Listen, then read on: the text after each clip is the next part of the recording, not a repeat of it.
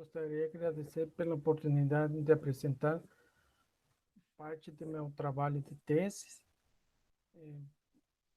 Nessa ocasião, vou falar sobre funtores na categoria de representação de energia positiva.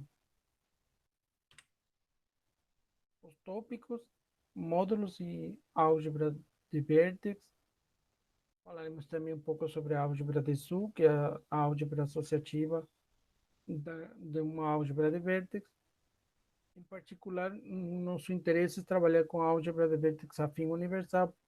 Por esse motivo, definiremos ela e falaremos também sobre representação de energia positiva sobre essa álgebra.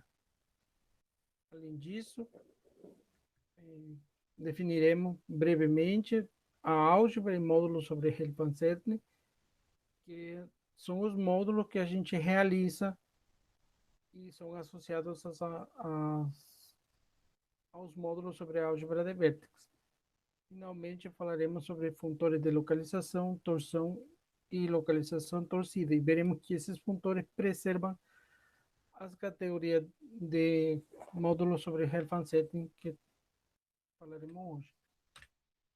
Então, a álgebra de vértice conformal é uma álgebra de vértice que tem ainda outro elemento chamado vetor conformal e satisfaz os seguintes axiomas, que são basicamente os axiomas da álgebra de vértice junto com o axioma do vetor conformal. Também temos módulos sobre a álgebra de vértices, ou em particular módulos sobre a álgebra de vértice conformal, que é o nosso foco. Basicamente são os mesmos axiomas de álgebra de vértices junto com a igualdade chamada de Jacob. Essa última que aparece aqui. Como já comentei, a álgebra de Zoom é uma álgebra associativa construída a partir da álgebra de vértices dada. Ela tem essa propriedade de ser associativa e além disso, ela é multiplicativa também. Então, essa álgebra é importante porque ela nos permite trabalhar módulos sobre a álgebra associativa, em particular módulos sobre a álgebra de Lie dimensão finita, que é o nosso interesse. Mas para isso precisamos de uma definição mais precisa, que é representações simples de energia positiva. Isso basicamente é um módulo que é C graduado e a componente M-top, que é a componente não nula inicial. Também temos dado um vetor homogêneo A de B, utilizaremos O de A para denotar esse componente homogêneo, de modo que o de A preserva componentes homogêneos para qualquer representação graduada de B. Agora sim, temos o teorema de correspondência entre módulos sobre a álgebra de vértices e módulos sobre a álgebra de Zoom, isto é, módulos sobre a álgebra associativa. Então, esse teorema é muito importante e isso que nos permite trabalhar com módulos sobre álgebras associativas, que é o que facilita a construção, em certos casos, de módulos sobre a álgebra de vértices, devido à correspondência que tem, pelo menos entre representação de energia positiva e redutível, que é o nosso interesse.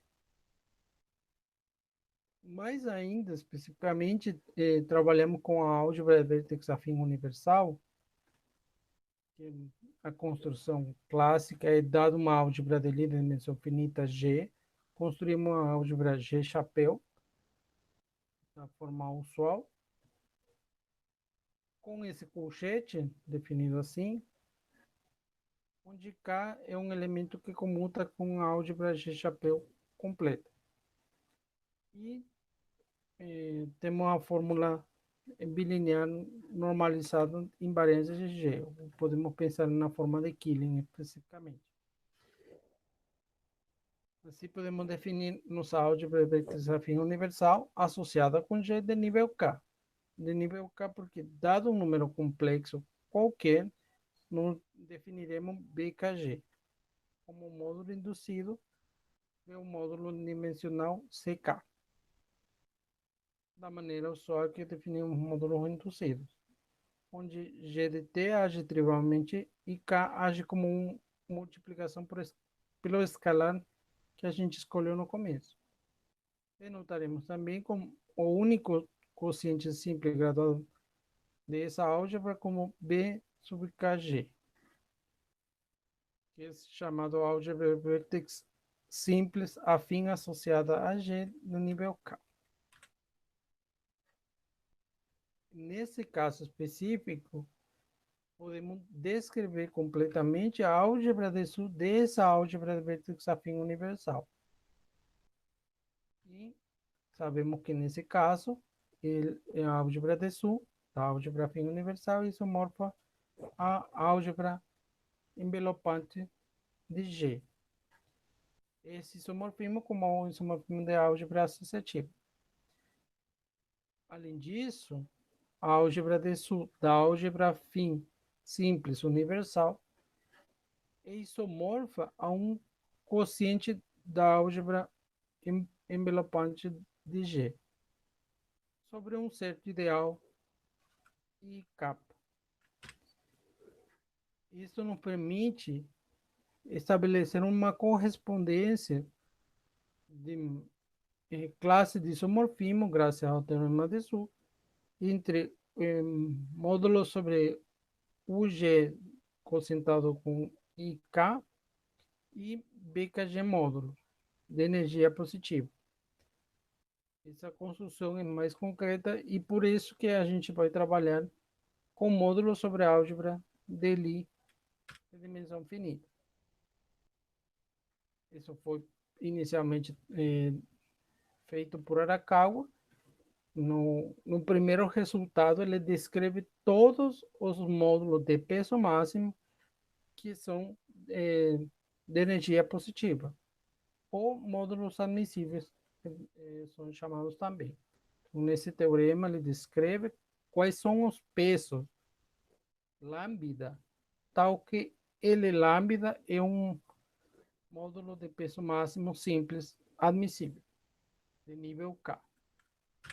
E como corolário, ele estabelece um critério para decidir quando um módulo de peso simples qualquer é um módulo admissível de nível K.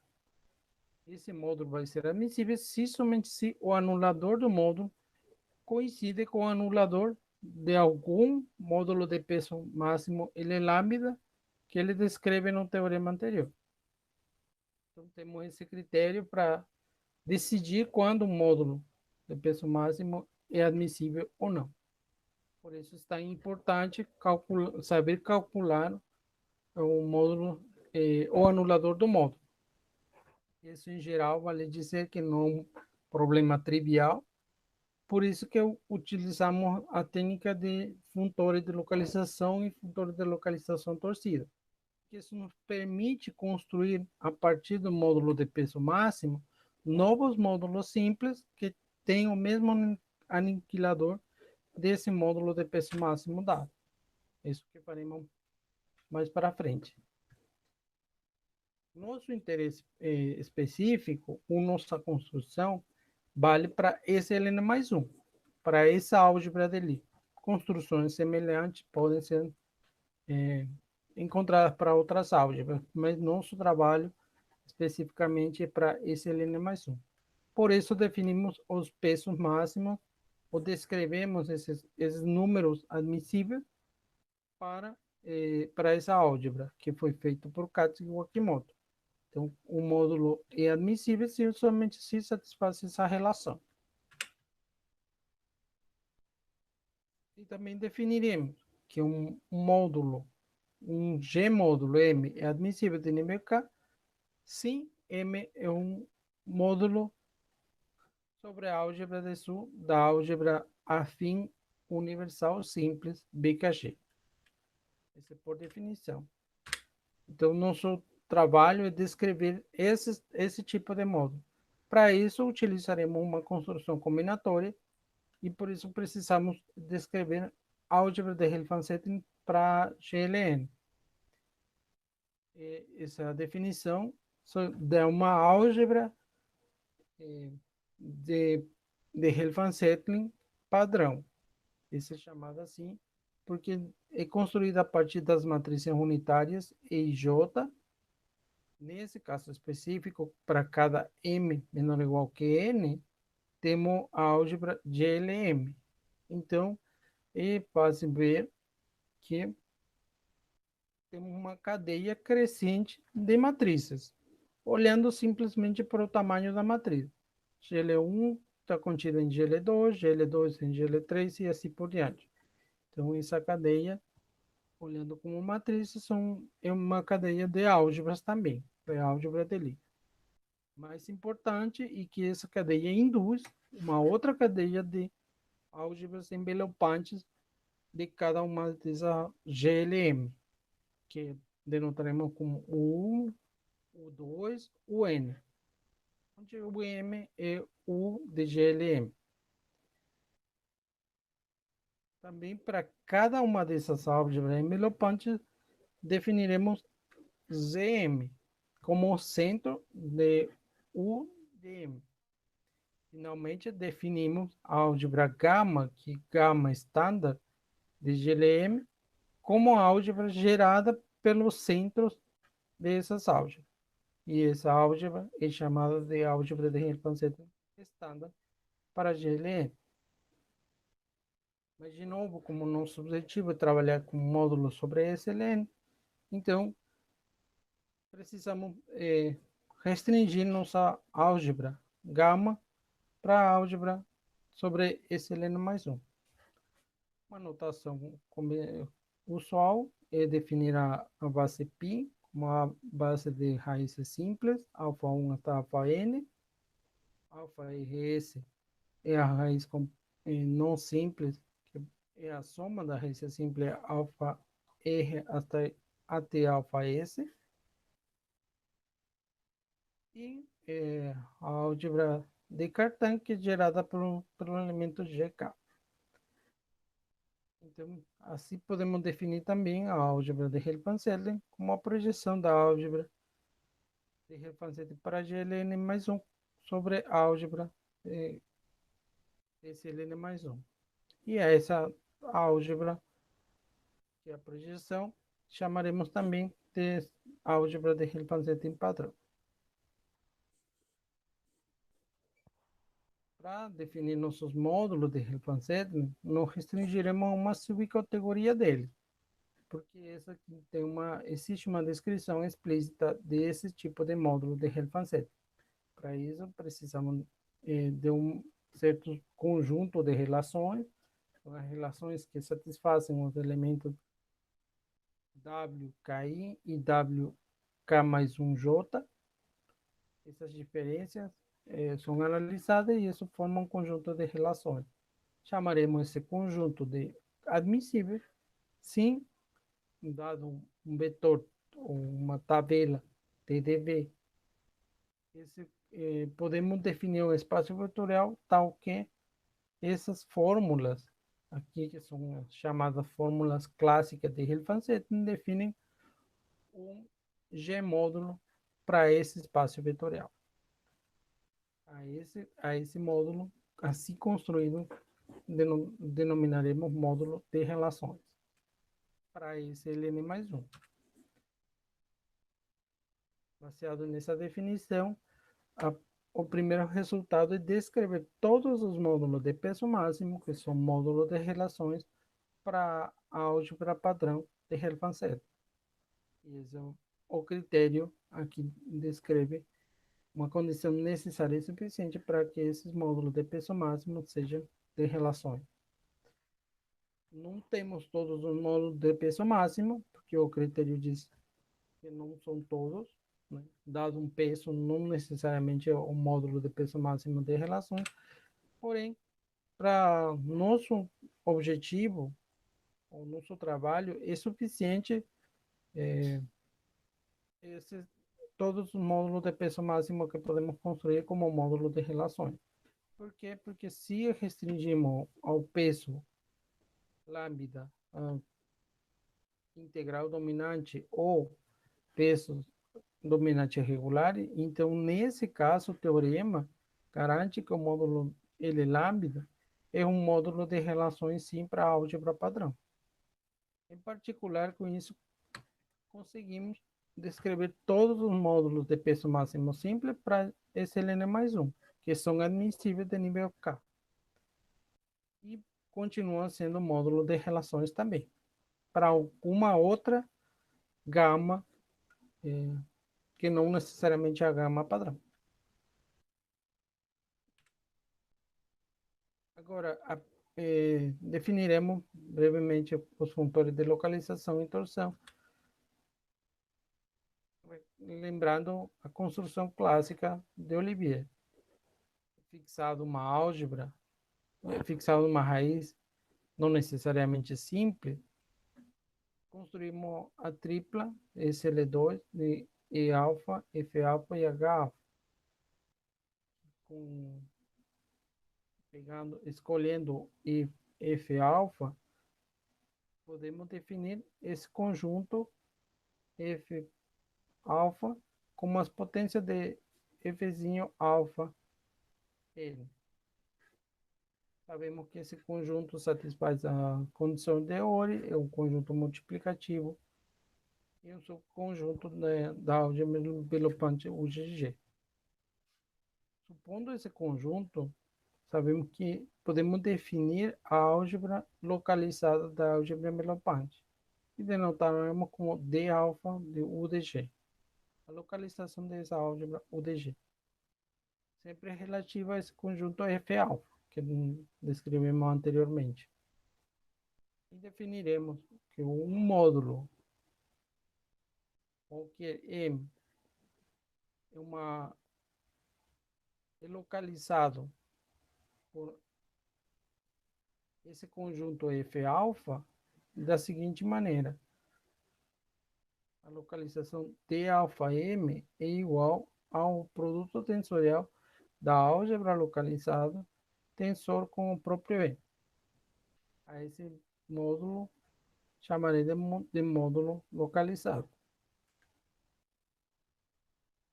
Assim, podemos definir o funtor de torção, assumindo que o elemento F alfa é inditivo em M.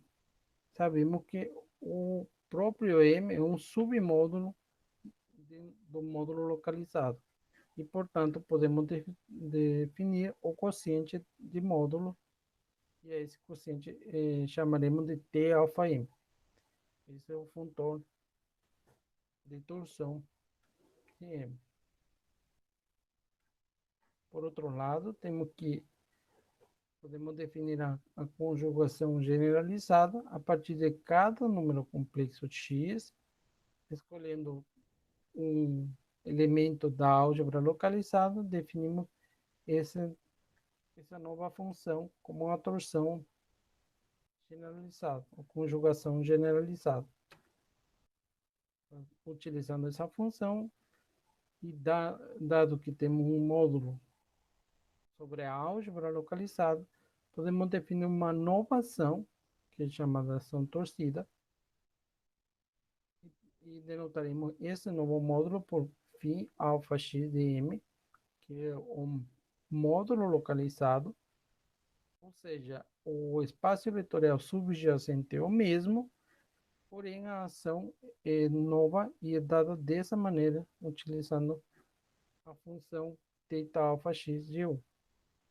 Simplesmente esse x aqui é uma simples notação para sempre lembrar que o x está fixo desde o começo. Então, com essa nova ação, o módulo localizado se transforma em localizado torcido. Agora fixamos, para simplificar, a raiz alfa igual a alfa 1, denotaremos f como f alfa e gama é nossa gama padrão. Então, demonstraremos que nessas condições, supondo que o elemento F é adjetivamente no módulo de relações para gama estándar, então o funtor de localização e o funtor de torção preservam essa categoria de módulo de relações. Isso que está dizendo esse teorema. Mas ainda com essas mesmas condições, podemos provar que a função de torção, de localização torcida, também preserva a categoria de módulo de relações para gama estándar. Como uma aplicação, para terminar nossa,